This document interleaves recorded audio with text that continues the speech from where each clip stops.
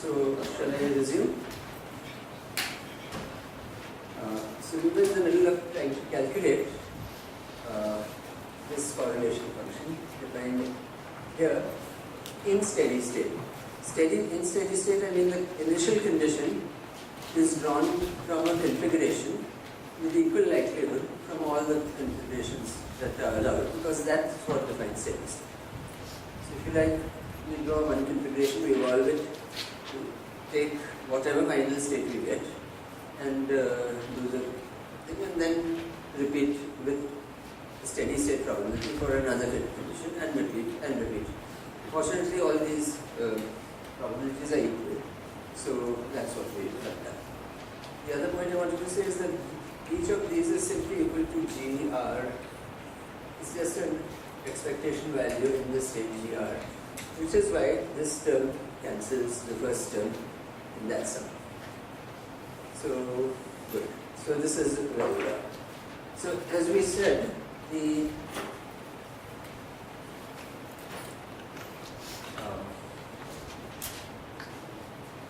selection rule picks out only those cases which correspond to total spin equal to L by 2 minus 1 or L by 2. The state with the total spin L by 2 is actually the ground state. Okay. So that we've already disposed of.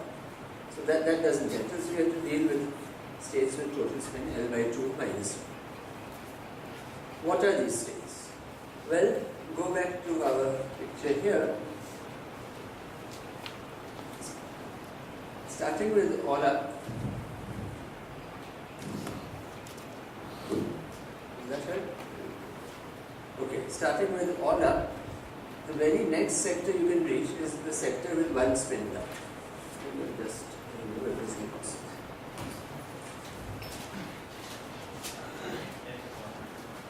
Sorry?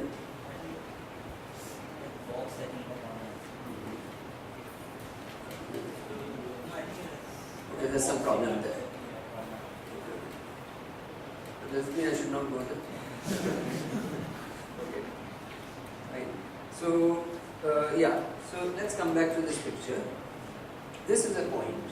Next to it is a small circle. This is the first circle there is. That's the circle corresponding to one down spin. That's the one we want. Okay. And I remind you that if you have one down spin, then you can, in that sector, so that's the sector with, so I'll just take a brief aside here and quickly remind you about spin wave states. So in the sector with Sz equal to L by 2 minus 1, there are first of all L states. One of them corresponds to total spin equal to L by 2. That is this spin wave state with Q equal to 0, which is a rotated version of the ground state. So this corresponds to sum over n in that sector, where n consists of a configuration in which a downspin is ever. So this is summing over all this. So this is a sum over Si minus operating on G naught sum over I. There are so only one configuration like that. There are L minus 1 configurations with S equal to L by 2 minus 1, which correspond to the actual spin waves, which are states of the foreign source. I'm just writing the spin wave state.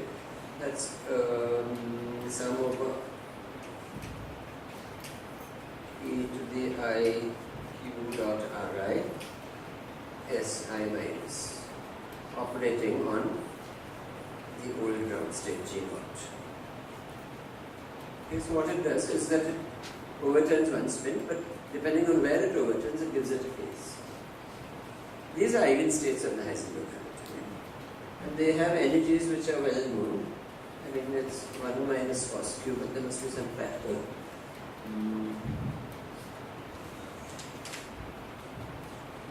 okay, whatever it is, it's some 2, okay, something times u, probably 2 times 1 minus cos q.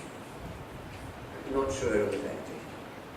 So these are the spin wave states which exist here.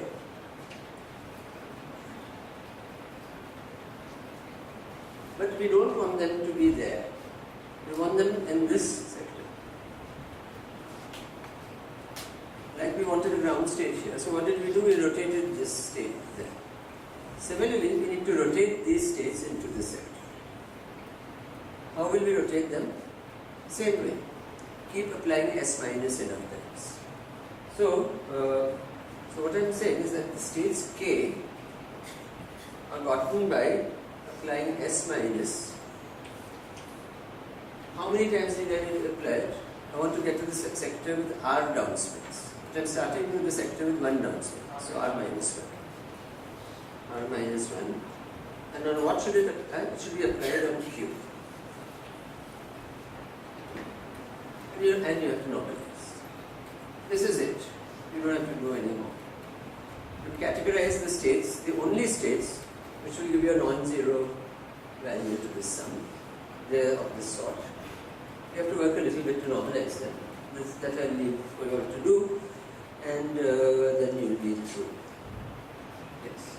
So we started with G0, which was the only possible state for all particles of the world. Correct. Then it also happened to be a ground state. That's right. Ground state of the corresponding subparticle. Yeah. So GR was obtained by applying R times S minus to G0, and it corresponded to R particles being absent or being present. That's right. So how do we know that this is also a ground state? Which one? GR. Okay, you know it's a ground state because S minus commutes with that. Does that answer it? So,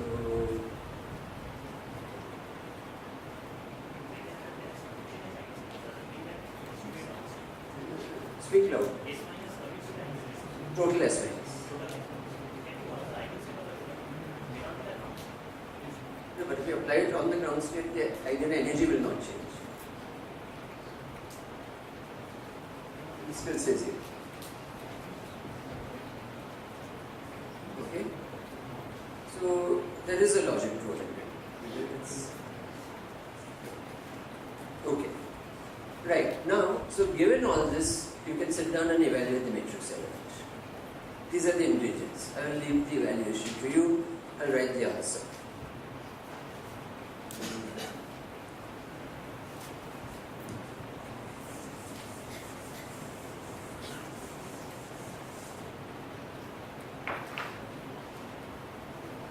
So, which is the matrix element I'm talking about? It's something like this, with the SZ in between.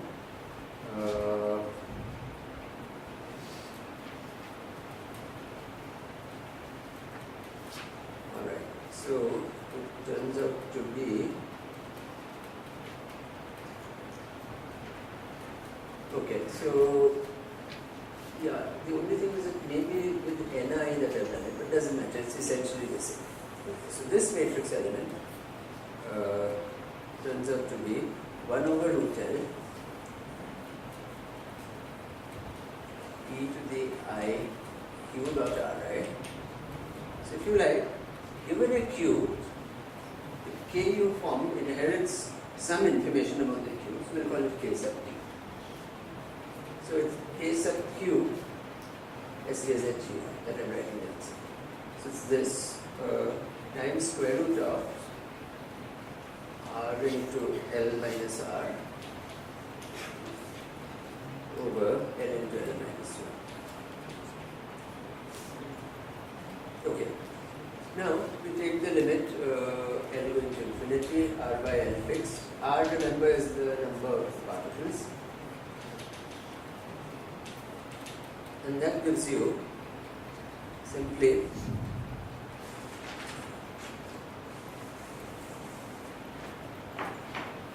one over root L e to the I q dot r I square root of rho times o.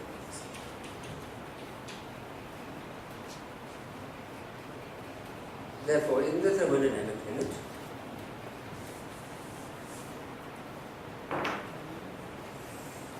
Cij of T is rho times 1 minus rho from 2 square roots 1 over L sum of Q not equal to 0 e to the minus epsilon Qt plus Iq times Ri minus Rj. Now don't confuse these R's with that R. Sorry for the notation. So let's put capital Ri minus Rj. These are locations.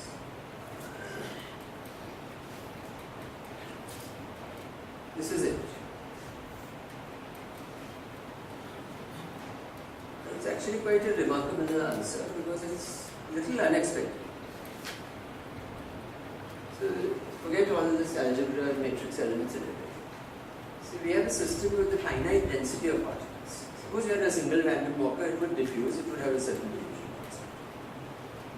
Here, we still have a diffusion equation operating. It's describing the density fluctuations. That's what a diffusion equation does.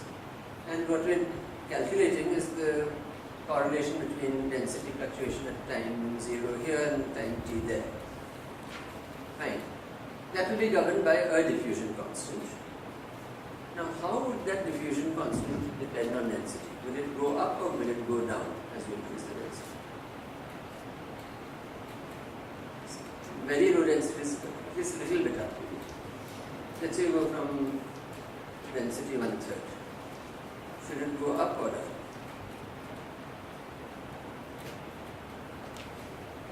Then I suppose half of you will say up, the other half will say down, and you will all be wrong because it doesn't change. So it remains what it was for the single particle. That is quite strange. In spite of these sort of hemming in interactions and everything, the diffusion constant does not depend on density. This rho times r minus rho is like that compressibility factor which is outside.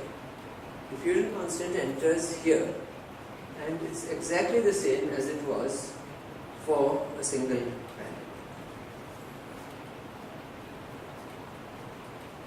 You can trace back to the mathematics. Why did that happen? That happened because you related to a single spin wave sector. Single downspin spin wave sector. Single downspin is the problem of a single random. So naturally all you've done is rotation, so diffusion constant won't change. But what allowed all this transformation? It's the fact that S minus commutes with the Hamilton. So why does S minus commute with the Hamilton? Okay, total spin is a good quantum. But why is total spin a good quantum? This is quite mysterious. I don't know the answer. Total Sn is a good quantum number, that is obvious. But in this problem, the symmetric exclusion process, for some reason, total spin is also a good one. If you make some variations of the problem, total spin will not be a good one. But for this particular one, it has inherited this very nice property, and that's what allows this reduction. So, okay. So this, by the way, is the single particle answer. So the density comes in only as a factor outside. So, but let's just analyze the answer a little bit. Not infinitely. So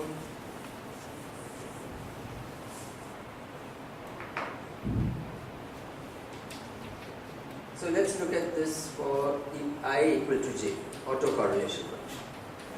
So it's rho times 1 minus rho. Then this term goes away and you just have that, but that goes over into an integral 1 over 2 pi integral z minus pi to pi below zone dq over 2 pi e to the minus 2u over 1 minus cos q. This is a special function. It's the Bessel function with imaginary argument, and so that's what it is.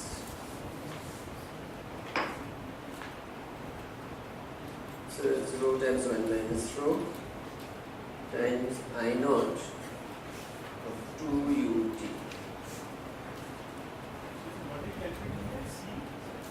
I, j equal to I. We had ij, we said j equal to I. So it's the same side, and we're looking at the autocorrelation. Okay, so this is the answer. And of course, if you wanted the answer at long times, you could have done what we always do, namely make this into half q squared, and then get this. Now you might notice a missing factor of 2. Because 1 minus cos t gives you half q squared, half cancels the 2. So you have e to the minus dt, you should dq squared t. The d we had a half in the initial case, called single random.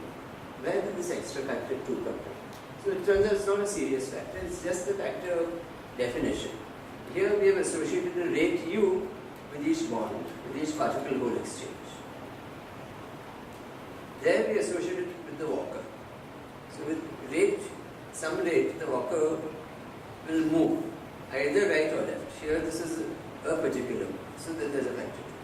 So don't worry, it's actually exactly the same.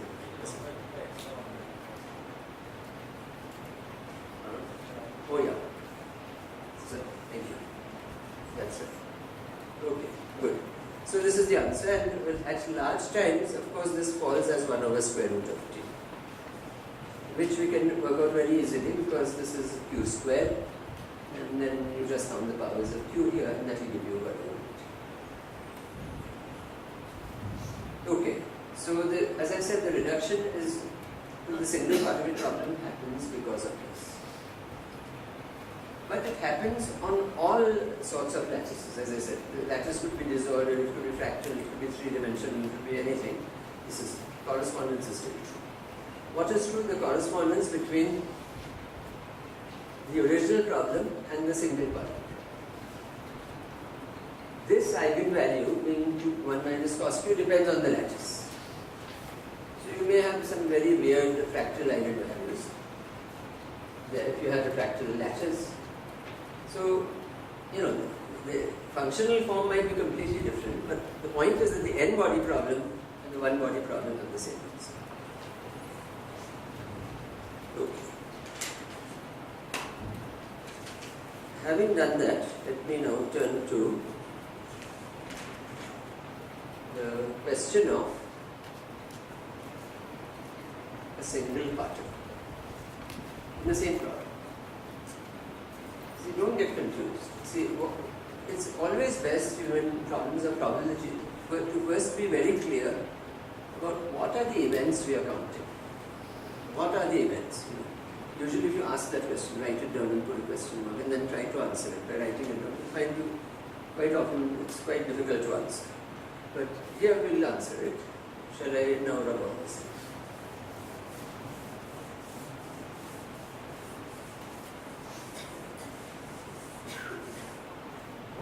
Okay, so let's just draw well lines. So here's a well line of a random walker.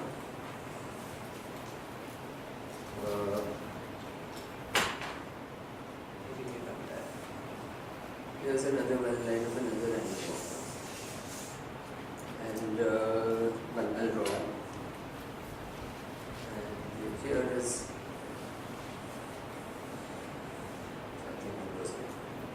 what we are counting in the correlation function we are looking at. So we are sitting maybe, let's say, here. Okay, this was a point 0. I. Let's say we are looking at I and I.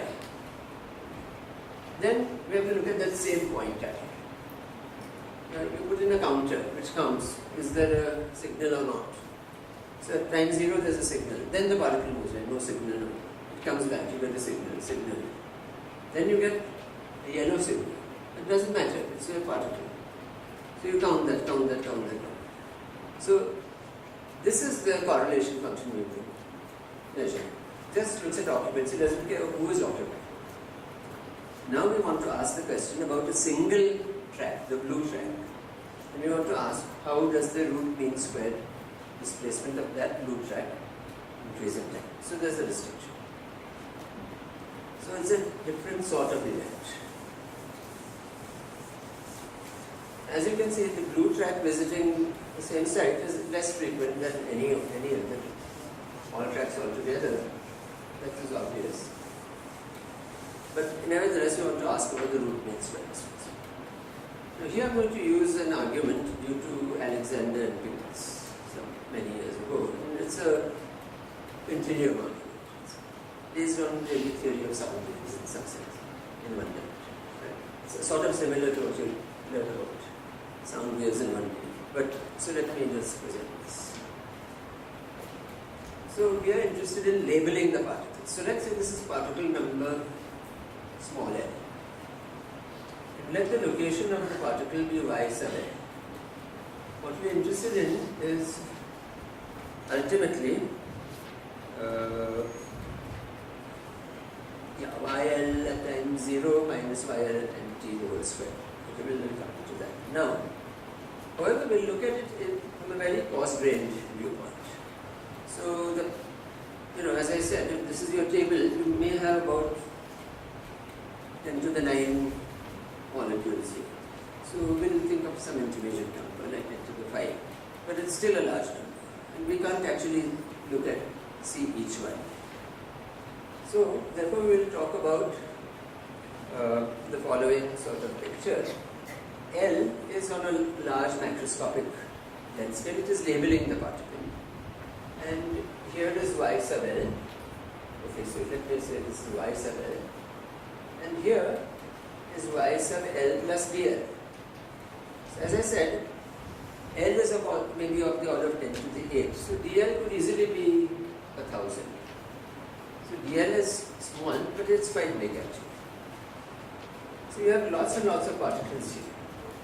But this is on the scale of this whole building or something, but this is still dl. Now, the point is the following. See, we've calculated the density correlation. So let's use that information, that is the philosophy. But how do we convert it into coordinates? The answer is that if you imagine that yl plus dl is very close to yl, closer than usual, that means you have high density in that region. If it's further, that means the particles are more spaced out. So you have to relate density to locations. So let's just do that. So for some reason they define u sub L as y sub L with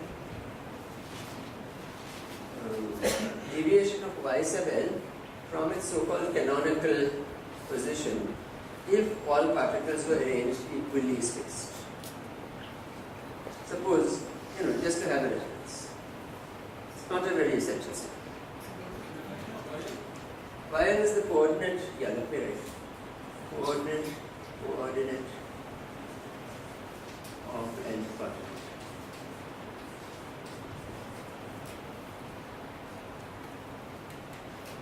Okay, I'm just referring to some canonical states. So like Piles, when he gives this proof of non-existence of a solid, we'll look at UL and show that the mean square displacements of UL diverge. So it's diverge because they are referred to some putative canonical site, location. Okay.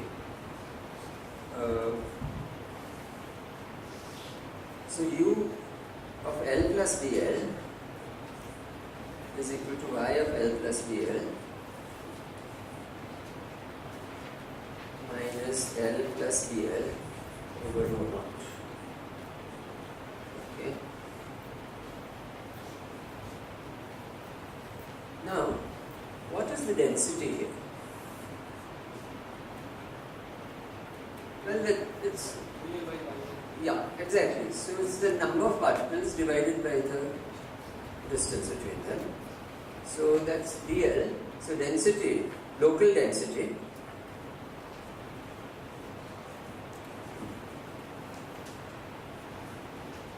dl divided by yl plus dl minus yl. Okay, now you can substitute all this and sort of easily algebra.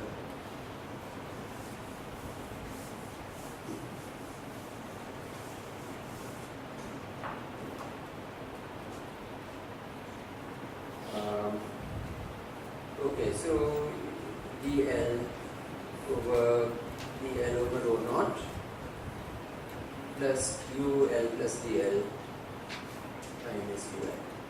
So ul is the fluctuation variable, and this is what it is. You can multiply across by rho naught. Let's do that. And approximate this. Okay, and divide by dl. So this becomes rho naught over 1 plus du by dl.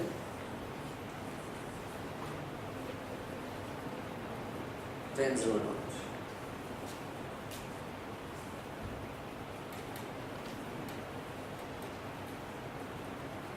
Which we will binomially expand because this is small. You can sort of think that you can make it small because dl is small. I mean, du by dl is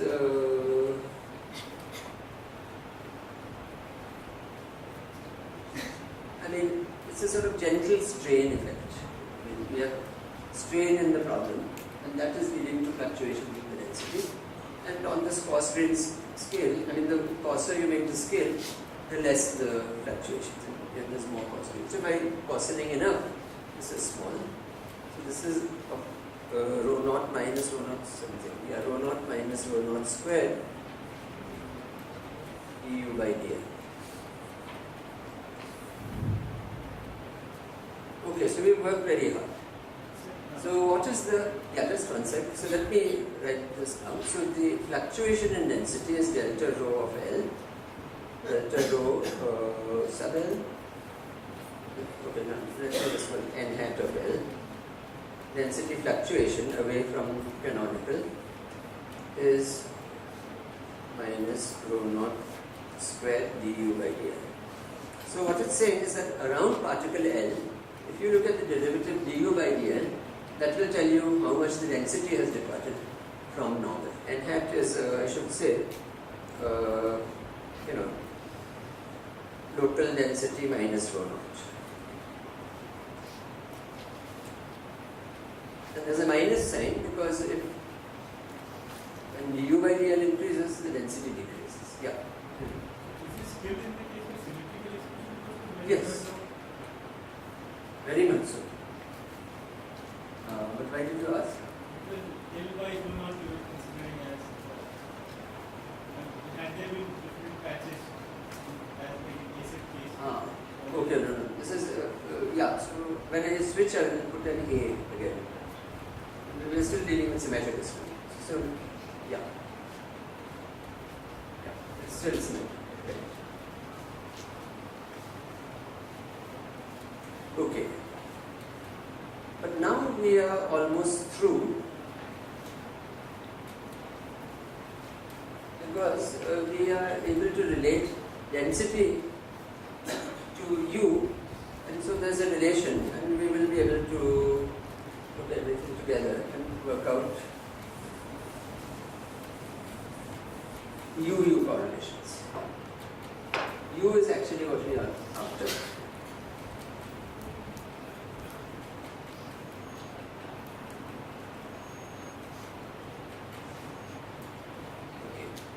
So let me define UQ as minus 1 over rho naught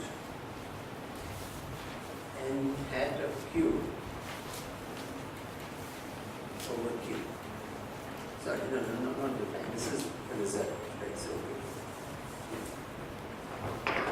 let me define n hat of Q as sum over R,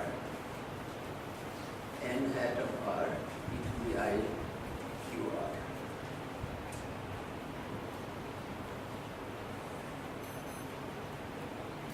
N hat of L is minus rho naught squared du by dl. Right. Now we are going to do a slight change. We are going to interchange L and R. There is a difference, but that difference is of order du by dl. But since we're talking about du by dl itself, there we can, so what I'm saying is if replace in your mind du by dl by du by dr with a factor of rho naught. That is quite legitimate.